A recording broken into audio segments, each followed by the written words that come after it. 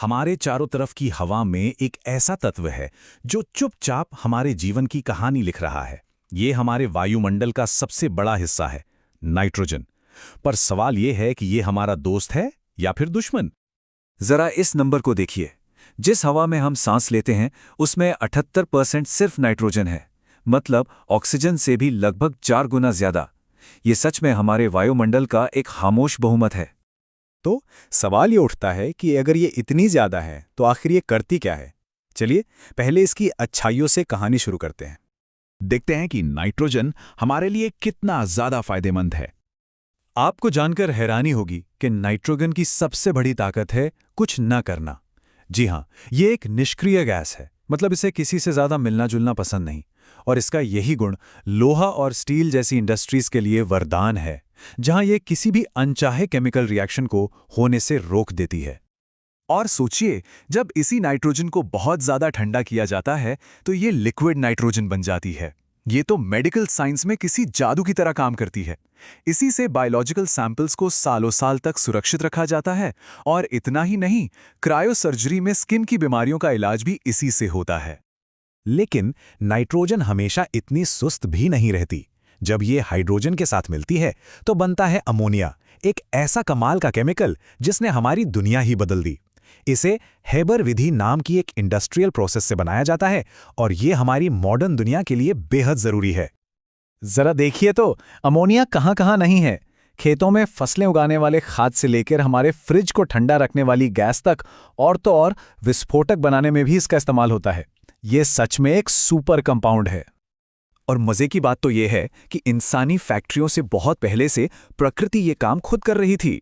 दाल जैसे पौधों की जड़ों में राइजोबियम नाम के छोटे छोटे बैक्टीरिया रहते हैं।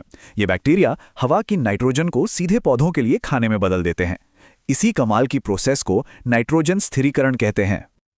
तो अब तक तो हमने नाइट्रोजन के अच्छे रूप देखे, लेकिन हर कहानी का एक दूसरा पहलू भी होता है, एक स्याह पहलू।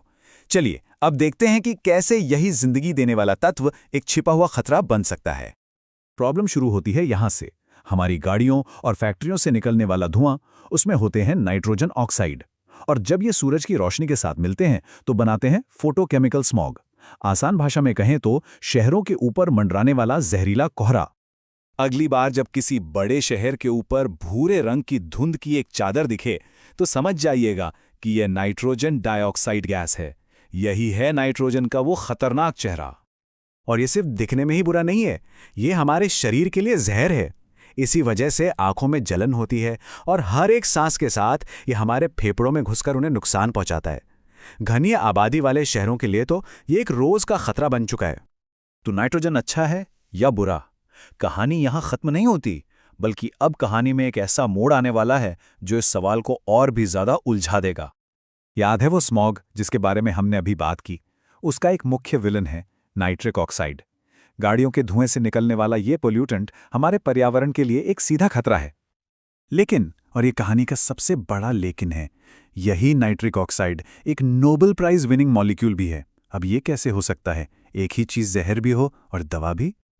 वैज्ञानिकों ने यह खोजा कि हमारा शरीर खुद नाइट्रिक ऑक्साइड बनाता है। ये हमारे शरीर के अंदर एक मैसेंजर, एक डाकिया की तरह काम करता है, जो एक सेल से दूसरे सेल तक बेहद जरूरी मैसेज पहुंचाता है और हमारे शरीर के कई जरूरी फंक्शंस को कंट्रोल करता है। यह खोज इतनी बड़ी और इतनी जरूरी थी कि इसके लिए साल 1998 में मेडिसिन का नोबेल पुरस्कार दिया गया। इन वैज्ञानिकों ने दुनिया को दिखाया कि जिस मॉलिक्यूल को हम सिर्फ एक जहरीला धुआं समझ रहे थे, वो असल में हमारे जिंदा रहने के लिए भी जरूरी है।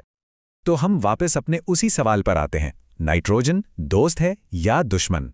शायद जवाब यह है कि वो दोनों है। इसकी कहानी हमें एक बहुत बड़ी बात सिखाती है। विज्ञान में और शायद जिंदगी में भी कोई चीज अच्छी है या बुरी, ये सिर्फ इस बात पर निर्भर करता है कि हम उसे कहां और कैसे इस्तेमाल करते हैं।